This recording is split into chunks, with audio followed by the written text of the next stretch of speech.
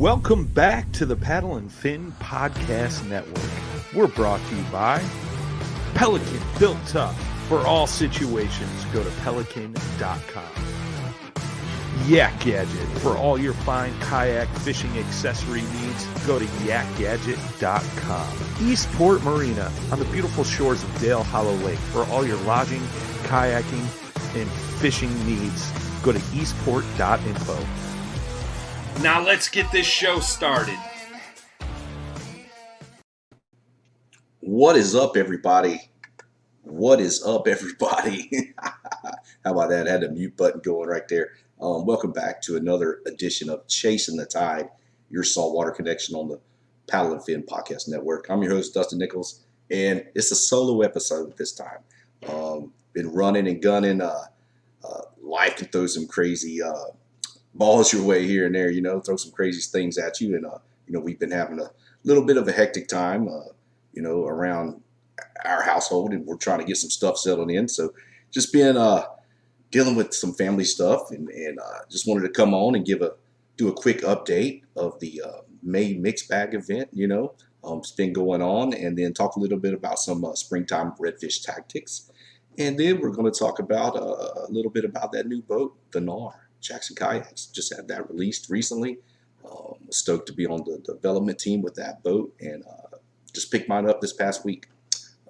A whirlwind trip to Tennessee and back. So yeah, needless to say, it's been busy. Got my son moving back down with us here in Victoria, and we're just transitioning into that and getting that all figured out now, and then back to work on night shifts. Here we go. All right, but yeah, I was wanting to go over. I know a lot of y'all listeners might see we had the May mixed bag going on. It's an event partnered with my Three Bells Outfitters is on board helping out, along with Waterloo Rods, Grande Salt Lures, Texas Rattler, and then Catch. We're going to have some good prizes and stuff going on. We had 13 people sign up. Where did everybody go? We had more than that last year. Come on. But it's 3 trout, 2 redfish tournament aggregate. And there's a big trout pot, and then a blackjack, which nobody has turned in an exactly 21-inch speckled trout. There's 3 little grab bags up there. But we'll kick it off with a biggest speckled trout. My man Connor Wathen over there in Northeast Florida came in hot with a 29-inch trout. Took the lead real quick. I had put up a 24.5 pretty early on in the tournament, and then he came in with that 29 and just waylaid me. Robert Buzaki over there in Central Florida, Titusville area, just posted a 25-inch fish today.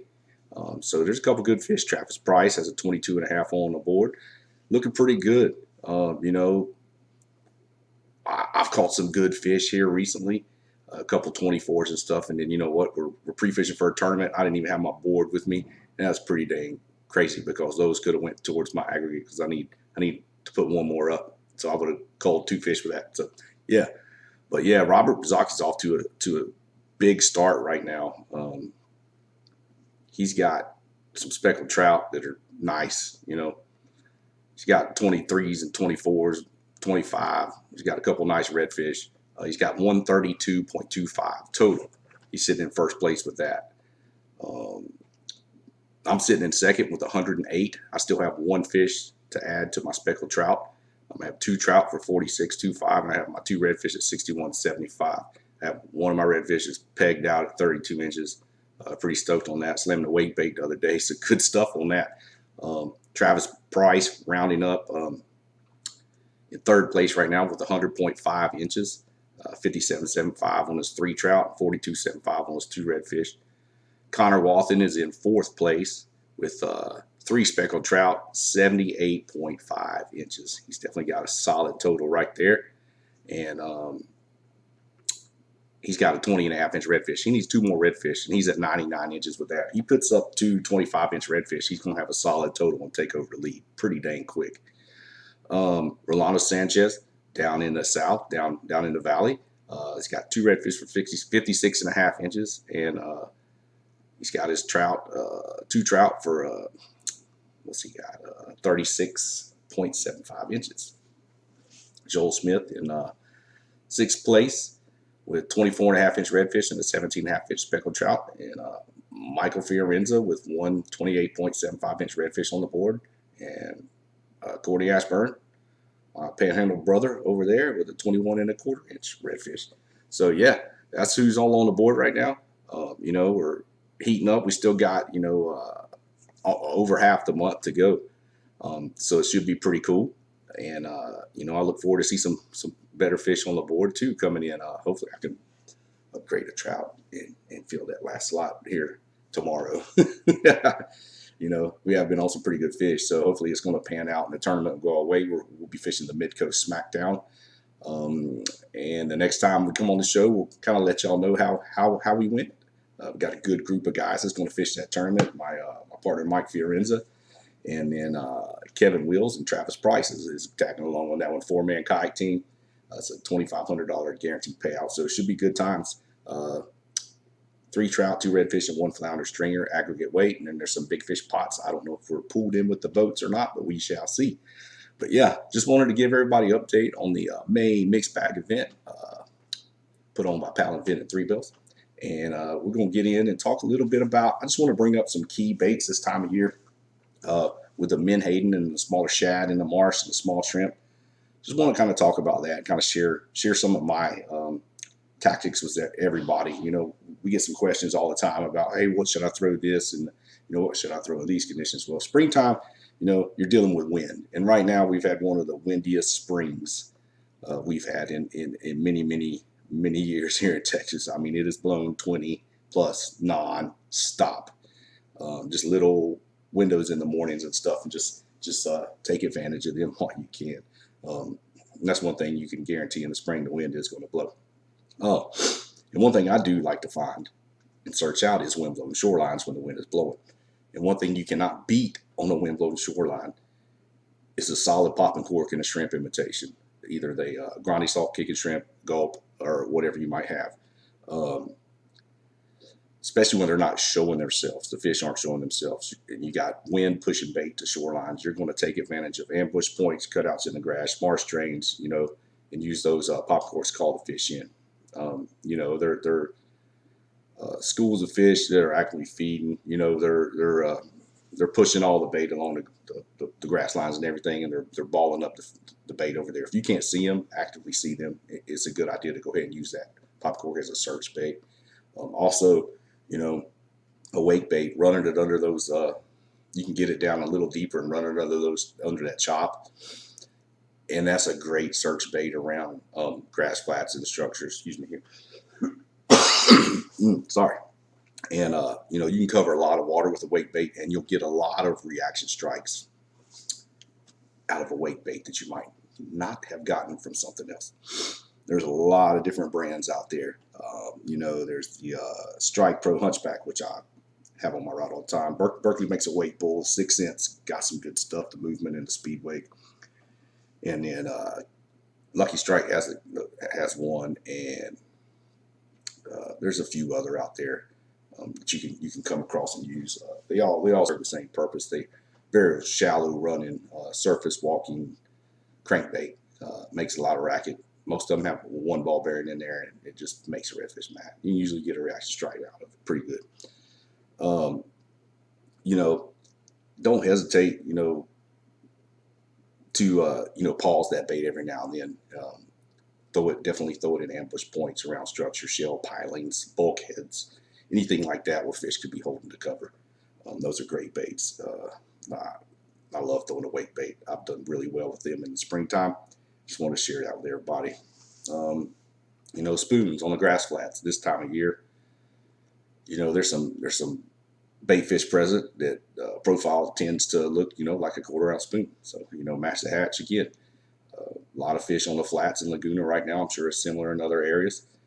You can't do anything wrong with a spoon. You can throw it out there and burn it in. You can throw it out there, pause it, add a couple twitches here and there. Reel it straight in. You're going to catch fish.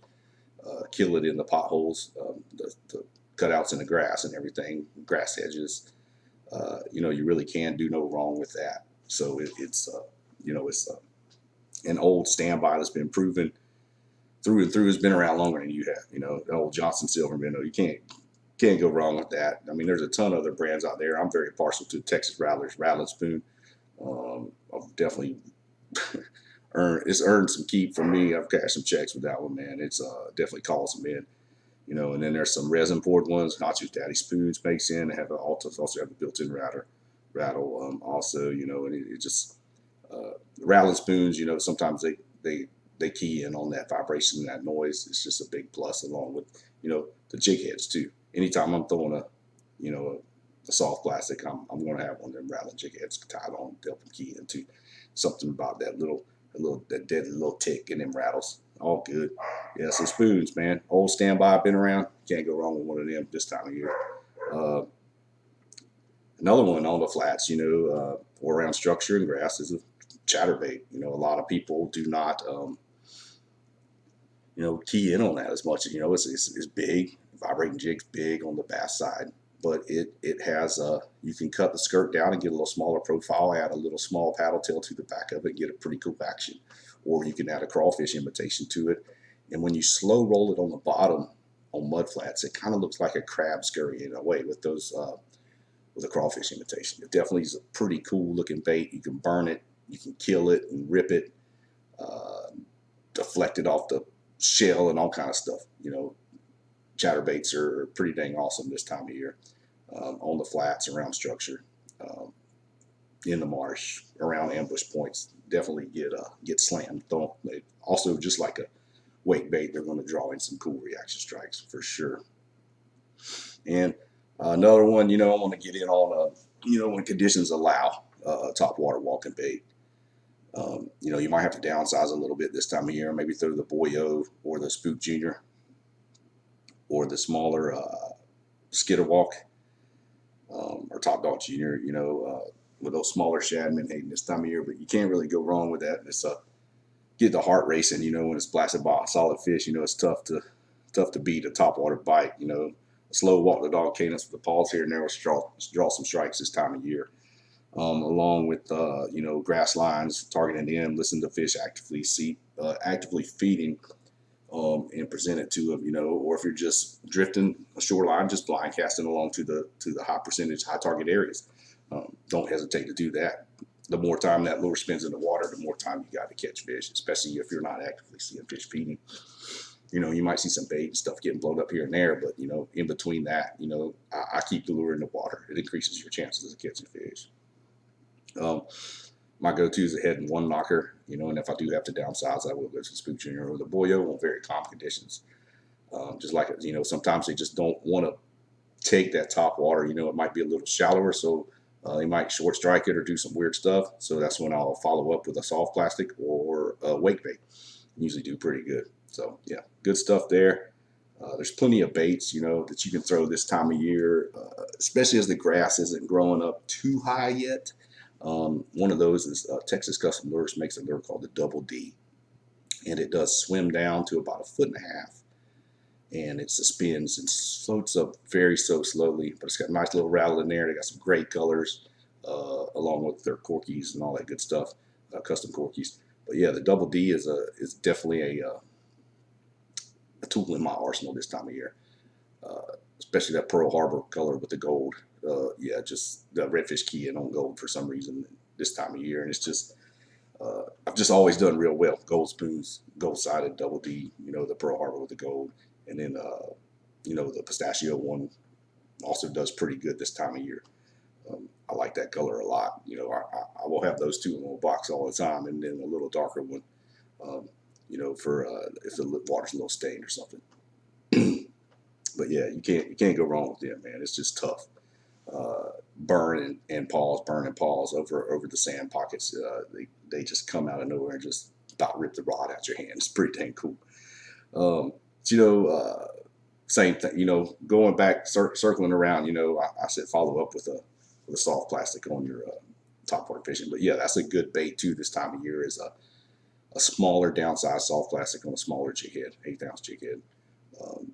Presented, to fish that are pushing down a shoreline, or, you've seen one blow up, you kind of throw in there, you see one tail it and throw it at them, along with a smaller Bugs jig or something like that. Small soft plastics are kind of tough to beat too, with the hatch as small as they are right now, 2 to 3 inches. So pretty good thing to have in your arsenal. You know, there's quite a few baits there that all pay off in dividends, you know, in the right moment.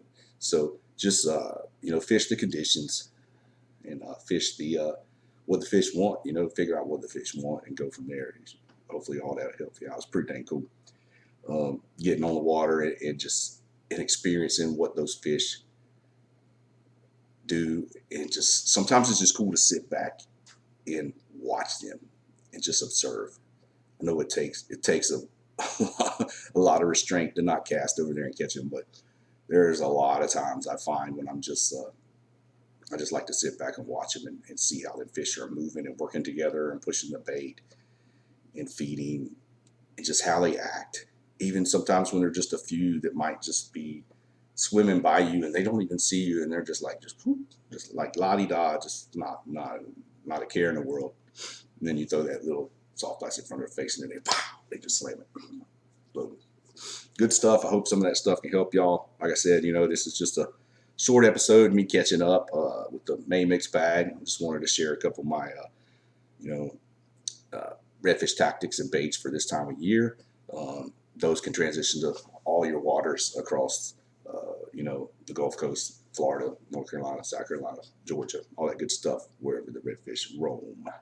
So with that, we're going to talk a little bit about the Jackson Kayak Knarr. Talked about baits, talked about the May mix bag a little bit. So we're going to jump on in and talk about the Knarr. You know, the Knarr had been in development for quite some time. You know, there was a group of us team members on Jackson that got together and with Jason Redding, who's our fishing brand director of fishing, our brand manager for Jackson. And, you know, it just, everything came together with team input, which was really cool. It's a really cool concept for a company to take its team members that are actively on the water and actively in the kayaks and wanting our input. I thought that was the coolest thing ever. And then to be asked, that was just like a, you know, it was a pretty cool, it definitely was like, wow, I'm going to be involved in making a kayak, which is pretty dang neat. You know, some of my ideas, you know, might go up into this, you know, color schemes and different things, tackle storage and different things like that. But yeah, what we ended up with was the Knarr. It's a big water boat, lots of rocker. It cuts through the waves so well. You know, I've been in it quite a few times. We fished in it earlier in the year in pre-production models. Well, late last year in December. Coming up for Road Trip Angler, Jameson Redding's new show. Will hopefully be premiering this summer on the Paddlesports Network. I'm sure we'll have some links and stuff to share with that also after it's released on TV. So stoked about that. Got a fish out of the Knarr then, and then I just picked mine up this past week. Got the foot control steering. Was really cool. Is that's what we asked that it be ready to accept motors easily, in which it does. It's got a 4-hole mount in the bow. It's got a flat spot on the bow if you want to add a bow mount trolling motor or something. But it's there's little kickouts that are pre-formed on the kayak that you just have to drill in and add your tubing to run your foot control steering for your torpedo, which is pretty awesome. It took me about an hour to do everything and have it set up and ready to go. And I was gone. I ran over to Coletto Creek Reservoir, which is near my house, and got on the water and messed around with it. I still have to adjust a few things, the trim and some other stuff here on the motor, but definitely was exceeding my expectations. The Flex Drive Mark IV, the new upgrade to the Flex Drive system, the newest one, definitely smooth and quiet. It's definitely a big step in the right direction. A lot of engineering and work went into that one. Definitely a big upgrade for sure. But man, that boat has some room in the cockpit. Definitely handles waves and chop really well.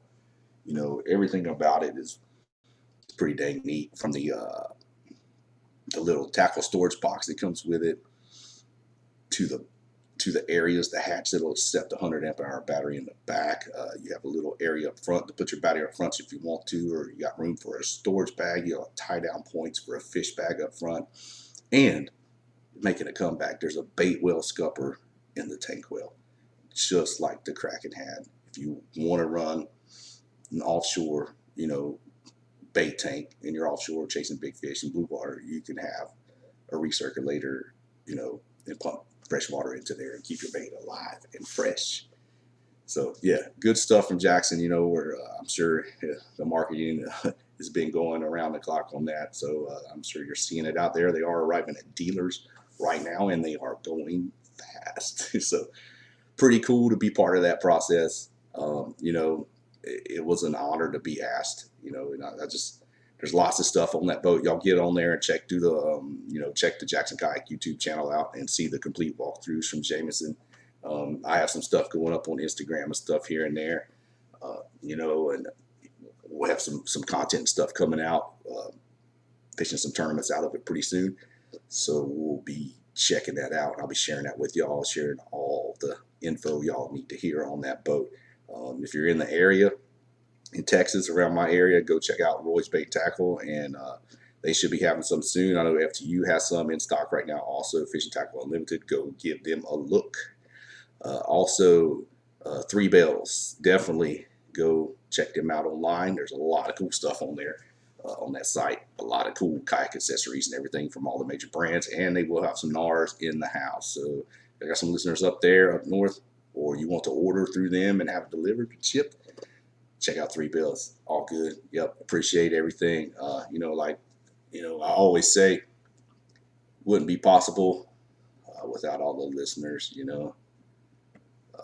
Thank y'all for watching Chasing the Tide. Always, I'm sorry this is a short episode. Thanks for watching and listening. We appreciate everything, all the feedback, all the interaction with everybody. So yeah, big kudos to everybody out there in podcast land. I hope I didn't mess y'all up too bad coming in solo on this one. But yeah, I like to ramble on and stuff too. But yeah, we'll keep it short and sweet now. Thanks for everybody for listening. We appreciate all of y'all, and we will see y'all on the next episode. All right.